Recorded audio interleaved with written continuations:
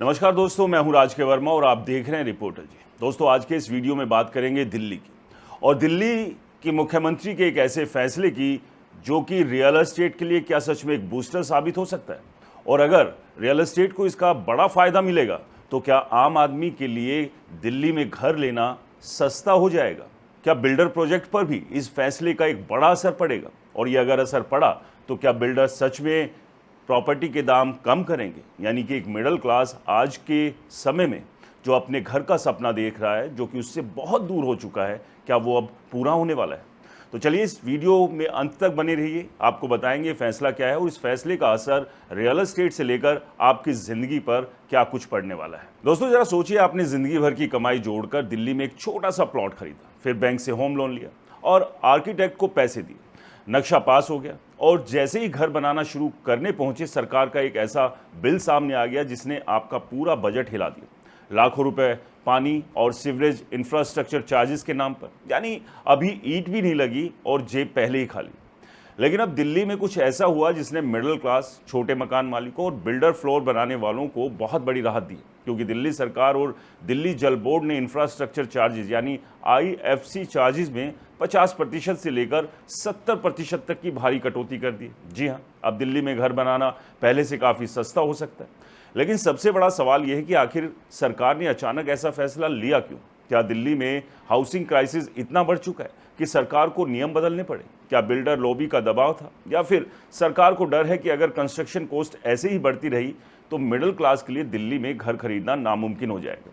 देखिए, सबसे पहले समझते हैं कि इंफ्रास्ट्रक्चर चार्जेस यानी IFC चार्जेस आखिर होते क्या हैं। जब भी दिल्ली में कोई नया घर, flat, builder floor, commercial building या रीडेवलपमेंट प्रोजेक्ट बनता है तो दिल्ली जल बोर्ड को पानी और सीवरेज नेटवर्क के इंफ्रास्ट्रक्चर के नाम पर अलग से चार्ज देना होता है। इसे ही water and sewerage infrastructure charges कहा जाता है। सरकार का तर्क होता है कि जब नई बिल्डिंग बनेगी तो water supply, sewerage line, drainage और बाकी इंफ्रास्ट्रक्चर पर इसका दबाव बढ़ेगा, इसलिए प्रॉपर्टी ओनर को उसका हिस्सा देना ही पड़ेगा। इसलिए असली विवाद यहीं से शुरू हुआ, क्योंकि पुराने नियमों में ये चार्ज पूरे प्लॉट साइज के हिसाब से लिया जाता था। मतलब अगर आपके पास 500 गज का प्लॉट है और आपने सिर्फ आधे हिस्से पर कंस्ट्रक्शन किया, बाकी हिस्से में पार्किंग, ओपन स्पेस या सेटबैक छोड़ा, तब भी पूरा चार्ज देना पड़ता था। यानी जिस जगह पर कंस्ट्रक्शन हुआ ही नहीं, उस पर भी भारी इंफ्रास्ट्रक्चर चार्जेस। यही वजह थी कि दिल्ली में रीडेवलपमेंट प्रोजेक्ट और बिल्डर फ्लोर्स की लागत तेजी से बढ़ती जा रही थी। दोस्तों, नवभारत टाइम्स की एक रिपोर्ट के मुताबिक अब दिल्ली जल बोर्ड ने नियम बदलते हुए कहा है कि चार्जेस सिर्फ उस हिस्से पर लगेगा जहां असली कंस्ट्रक्शन होगा और जितनी वास्तविक वाटर डिमांड होगी, यानी नॉन FAR एरिया जैसे ओपन स्पेस, पार्किंग और खाली हिस्से पर अब पहले जैसा भारी चार्ज नहीं लगेगा। रिपोर्ट के मुताबिक नई पॉलिसी में अलग अलग कॉलोनीज की कैटेगरीज को बड़ी राहत मिली है। जैसे A और B कैटेगरी कॉलोनी में करीब 59% तक राहत, E और F कैटेगरी में लगभग 50%, GH कैटेगरीज यानी मिडिल और लोअर इनकम इलाकों में 70% तक की राहत की बात की जा रही है। इसका मतलब क्या है? इसका मतलब यह है कि जहां पहले किसी परिवार को सिर्फ IFC चार्ज और दूसरे बेसिक फीस में 7 से 8 लाख रुपए खर्च करने पड़ सकते थे, अब वही रकम कई मामलों में घटकर 3 से 4 लाख रुपए तक आ सकती है, यानी सीधे लाखों रुपए की बचत। और दोस्तों, दिल्ली जैसे शहर में जहां हर साल कंस्ट्रक्शन कॉस्ट लगातार बढ़ रही है, वहां ये राहत छोटी बात नहीं है। क्रेडाई और कई प्रॉपर्टी एनालिस्ट पहले ही चेतावनी दे चुके हैं कि मेट्रो सिटीज़ में कंस्ट्रक्शन कॉस्ट पिछले 4 से 5 साल में करीब 25 से 40% बढ़ चुकी है। स्टील महंगा, सीमेंट महंगा, लेबर महंगी और ऊपर से सरकारी चार्जेस अलग से। दोस्तों, एनरोक और नाइट फ्रैंक जैसी एजेंसियों की रिपोर्ट के मुताबिक दिल्ली NCR में पिछले कुछ सालों में प्रॉपर्टी प्राइस भी तेजी से बढ़े। कई इलाकों में रेजिडेंशियल प्राइस में 15 से लेकर 30% तक उछाल देखने को मिला। ऐसे में मिडिल क्लास के लिए घर बनाना या बिल्डर फ्लोर खरीदना लगातार मुश्किल होता जा रहा है। इकोनॉमिक टाइम्स और इंडिया टुडे की रिपोर्ट्स के मुताबिक सरकार अब इस फैसले को ईज ऑफ लिविंग और अफोर्डेबल हाउसिंग पुश के तौर पर देख रही है। यानी सरकार चाहती है कि लोग रीडेवलपमेंट प्रोजेक्ट में निवेश करें, पुराने मकानों को फिर से बनाया जाए और कंस्ट्रक्शन एक्टिविटी बढ़े ताकि रियल एस्टेट मार्केट में नई जान आए।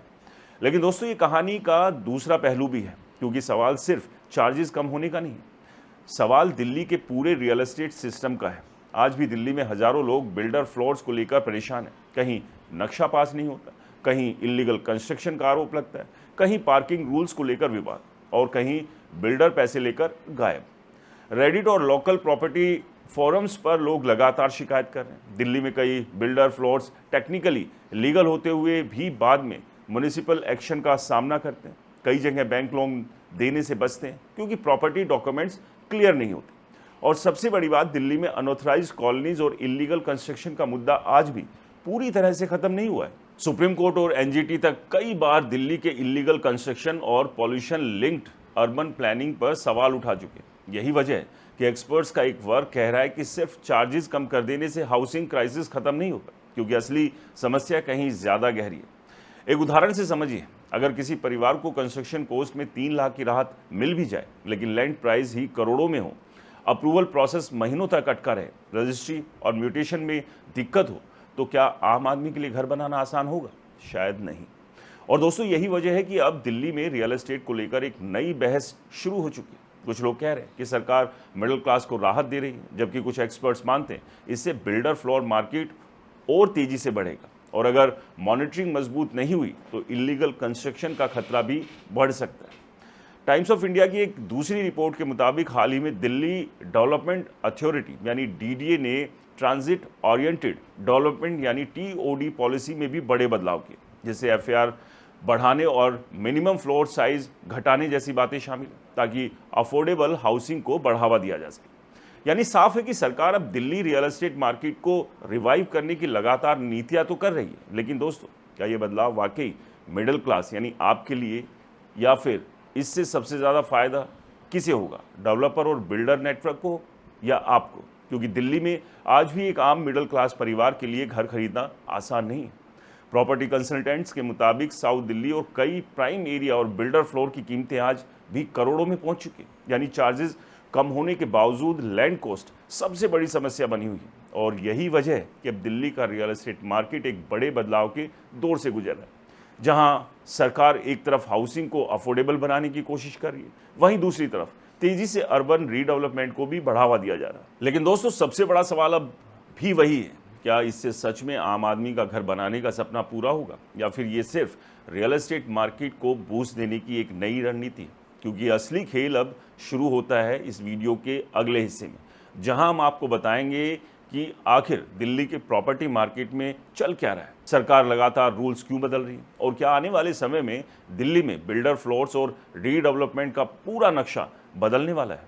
तो दोस्तों, अब सबसे बड़ा सवाल, क्या दिल्ली में घर बनाना सच में सस्ता होने वाला है, या फिर ये सिर्फ शुरुआत है एक बहुत बड़े रियल एस्टेट गेम की? क्योंकि दोस्तों, दिल्ली में जो कुछ भी हो रहा है वो सिर्फ पानी और सीवरेज चार्जेस कम होने की कहानी नहीं, बल्कि ये पूरे दिल्ली प्रॉपर्टी मार्केट के बदलते सिस्टम की कहानी, जहां सरकार, बिल्डर, डीडीए, रीडेवलपमेंट प्रोजेक्ट्स और करोड़ों रुपए के अर्बन एक्सपेंशन का एक बड़ा खेल चल रहा है। और अगर आप दिल्ली एनसीआर में प्रॉपर्टी खरीदने की सोच रहे हैं, बिल्डर फ्लोर में निवेश करना चाहते हैं, या आने वाले समय में घर बनाने का सपना देख रहे हैं, तो आपको ये पूरा गेम समझना बहुत ज़रूरी है, क्योंकि आने वाले कुछ साल दिल्ली के रियल एस्टेट मार्केट को पूरी तरह से बदल सकते हैं। देखिए, सबसे पहले समझते हैं कि आखिर सरकार लगातार इतने बदलाव क्यों कर रही है। इसकी सबसे बड़ी वजह है दिल्ली का तेजी से बदलता housing pattern.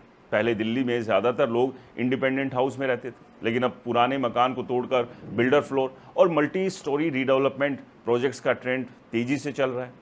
South Delhi, waste Delhi, Rohini, Pritampura, Janakpuri, Lajpat Nagar, Rajouri garden, Dwarka और शाहदरा जैसे इलाकों में हज़ारों पुराने मकानों को तोड़कर नए 4 फ्लोर बिल्डिंग्स बनाई जा रही है। प्रॉपर्टी कंसल्टेंट्स के मुताबिक पिछले कुछ सालों में दिल्ली में बिल्डर फ्लोर मार्केट में ज़बरदस्त उछाल आया। एनरॉक और नाइट फ्रैंक जैसी एजेंसियों की रिपोर्ट बताती है कि दिल्ली एनसीआर में प्रीमियम बिल्डर फ्लोर्स की डिमांड लगातार बढ़ रही है, क्योंकि लोग अपार्टमेंट की बजाय लो डेंसिटी हाउसिंग पसंद कर रहे हैं। खासकर कोविड के बाद बड़े घर, पार्किंग और इंडिपेंडेंट लिविंग की मांग तेजी से बढ़ी।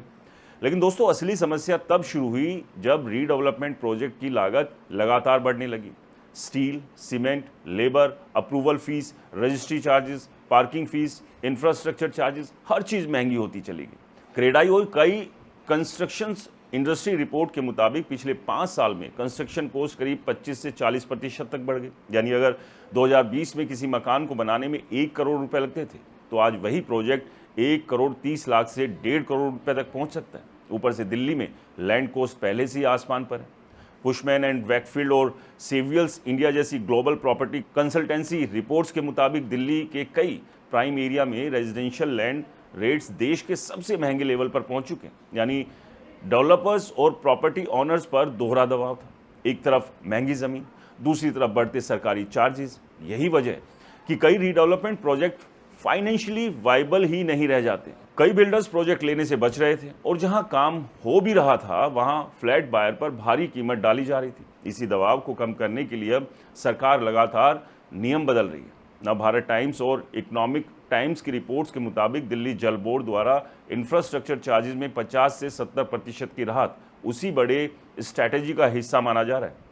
सरकार चाहती है कि रीडेवलपमेंट तेज हो, कंस्ट्रक्शन एक्टिविटी बढ़े और प्रॉपर्टी मार्केट में पैसा घूमे, और इसी सोच के साथ ये तैयारी की गई है।